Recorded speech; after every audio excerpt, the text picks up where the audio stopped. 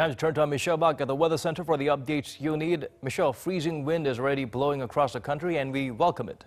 That's right, Daniel. No, it's actually that welcome because it's been clearing off that dust. And by tomorrow morning, the air should be pretty much dust-free with air quality levels back to normal or even better.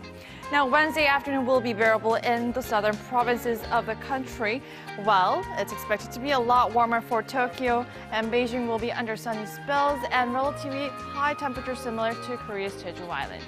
Now, tonight's cold wind will pull down the mercury at least 7 degrees from today's readings.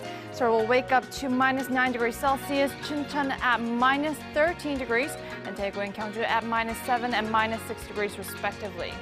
Seoul will only rise up to -1 degree during the day, while the afternoon highs in most of the country will get positive readings.